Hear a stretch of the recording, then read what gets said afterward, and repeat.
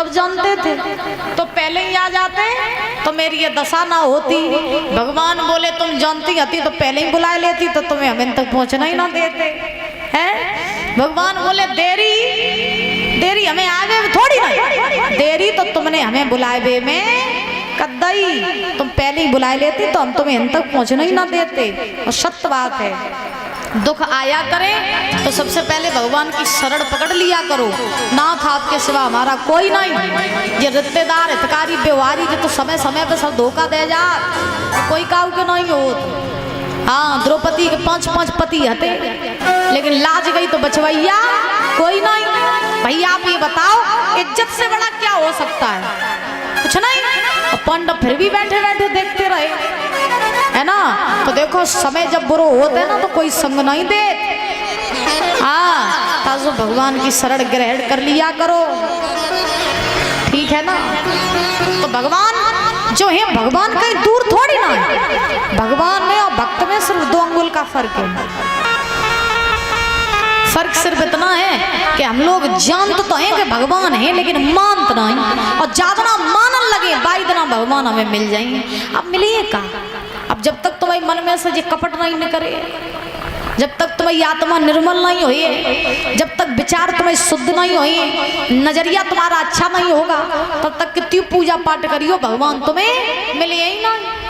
और ज्यादा तो मन साफ हो जाए, आत्मा तुम्हें निर्मल हो जाए, ताई दिन भगवान तुम्हें अपने आप मिल जाए। फिर न तुम्हें मंदिर जावे की जरूरत और न तुम्हें जल चढ़ावे की जरूरत। भरोसा करो तो द्रौपदी जैसा, भरोसा करो भगवान पे तो मीरा के जैसा, भरोसा करो तो प्रहलाद के जैसा, भरोसा करो तो ध्रुव के जैसा। वो भी इंसान थे, हम लोग भी इंसान हैं, लेकिन उनमें और हमें जमीन आसमान का फर्क है। इंसान हम हुए, हम तुम सब कुछ कर सकत हो, लेकिन हम लोगों के भीतर वो क्षमता नहीं है। हम लोग भगवान को कब पूजत, तभी पूजत जब हमें कुछ काम बनवे वो होते, तब हम भगवान के द्वार पे जाते हैं। अब गमा देवी मैया को लोग पूजत हुई, अच्छा तुम लोग मानते हो मैया रानी सत्य की बहुत सच्ची है। अच्छा तो तुम लोग काम ही बनवे बेकाज जात हो मंदिर में कि कहूँ लड़का की नौकरी लग जाए, कहूँ बढ़िया बिजनेस चलन लगे, कहूँ बढ़िया मकान बन जाए, कहूँ नाती पंती हो जाए, तो हम लड़ुआ चढ़ाइए, कोई 1 घंटा चढ़ाइए, कोई कछू, कोई झंडा चढ़ाइए, और काम बन जाए तो फिर कोई मतलब ही नहीं। यानी हम लोग आज भगवान को पूज रहे हैं तो किसके लिए? स्वार्थ के लिए।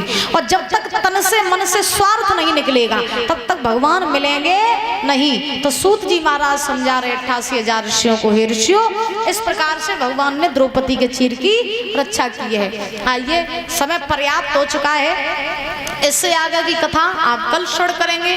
कल की पावन कथाएं, कल परीक्षित जी के जन्म की कथा, श्राप की कथा और सुखदेव भगवान के जन्म की कथा होगी, और शिव सती चरित्र की कथा होगी।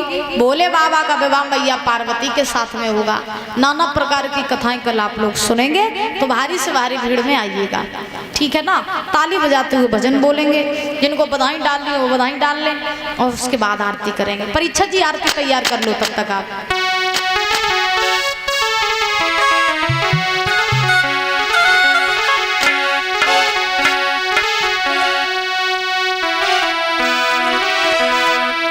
गाना